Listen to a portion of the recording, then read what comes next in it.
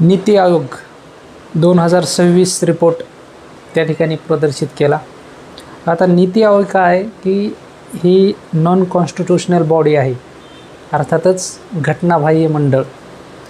म्हणजे काही कायदेशीर अधिकार या नीती आयोगाला आहेत आणि ही नॉन कॉन्स्टिट्यूशनल बॉडी अर्थात घटनाबाह्य मंडळ असल्यामुळे यांचा रिपोर्ट अत्यंत खरा आणि सत्य यावर आधारित असणारच, या कुठलं दुमत नाही.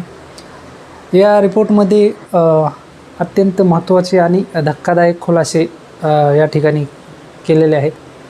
सध्या देशामध्ये 8,70,00,000 असे जे युवक आहेत की ज्यांचं वय 19 ते 29 पर्यंत या वयोगटातील श्रेणीमध्ये नीट श्रेणीमध्ये येतात. आता नीट श्रेणी म्हणजे काय, तर ती नीट नव्हे जे की आता आपले धर्मेंद्र प्रधान जे की एज्युकेशन मिनिस्टर होते त्यांचा राजीनामा झाला त्या पेपरफुटीमध्ये, ती नीट नव्हे. आता नीट श्रेणी म्हणजे काय, तर नीट श्रेणी आहे ती not in educational employment and training.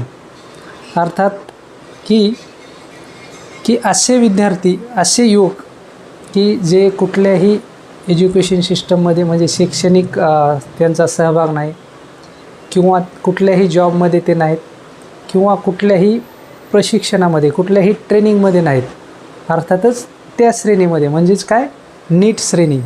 पेपरफुटी वेगळी, ती नीट वेगळी आपलं. तर आता यामध्ये 8,70,00,000 असे युवक आहेत की ते सध्या कुठल्याही परफॉर्मन्समध्ये ॲक्टिव्ह नाहीत. आता यामध्ये दुसरा एक अत्यंत महत्त्वाचा मुद्दा आहे की फक्त 8.25% ग्रॅज्युएट जे की त्यांच्या योग्यतेनुसार त्यांना त्या ठिकाणी त्यांच्या योग्यतेनुसार नोकरी मिळते. म्हणजे देशामध्ये फक्त 8.25% असे युवक आहेत जे की ग्रॅज्युएशन केलं आहे त्यांनी कुठल्याही फील्डमध्ये असो, तर त्यांना त्यांच्या शैक्षणिक योग्यतेनुसार त्या ठिकाणी त्यांना नोकरी मिळते. म्हणजे खूपच धक्कादायक हा रिपोर्ट म्हणावा लागेल. आणि नॅशनल अनएम्प्लॉयमेंट रेशो म्हणजेच जे राष्ट्रीय बेरोजगारी दर आहे आपला, किती दर किती आहे 3.2%.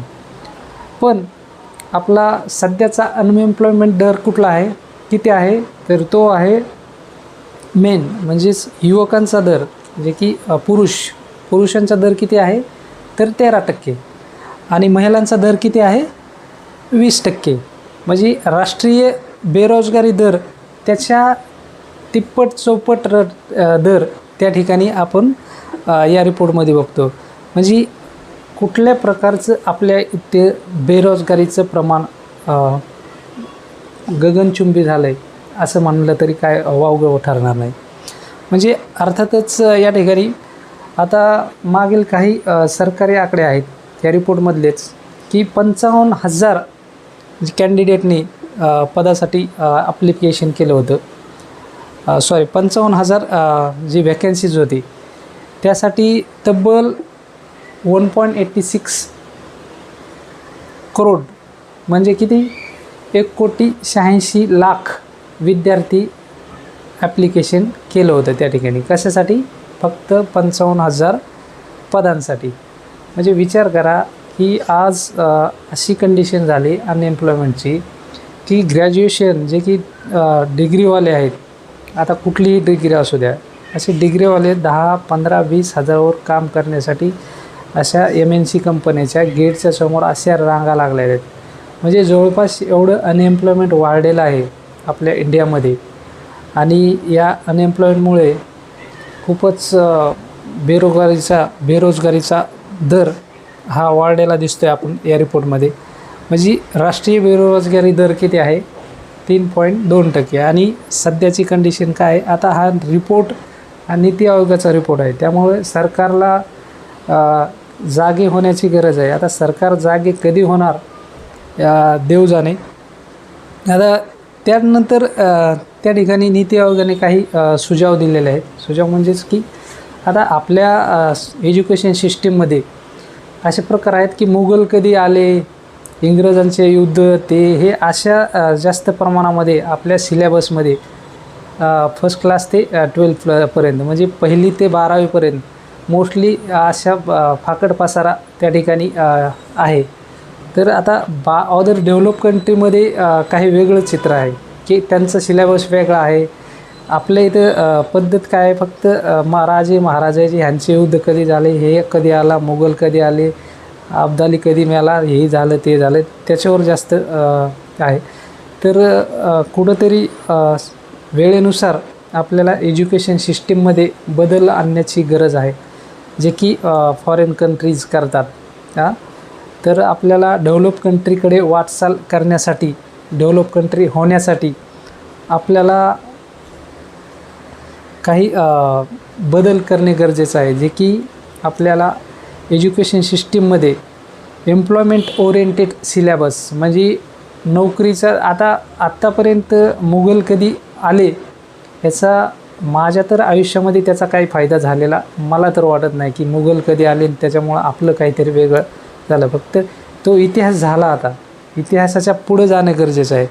आता 6वी ते 12वीपर्यंत आता नीती आयोगाने सांगितलं की व्यावसायिक प्रशिक्षण म्हणजे की 6वीपासूनच असं नोकरीचं साधन म्हणून त्या ठिकाणी कुठला तरी व्यवसाय करण्यासाठी असा एक सिलेबस त्या ठिकाणी जनरेट करणे गरजेचं आहे, जेणेकरून अशा अनएम्प्लॉयमेंट दर.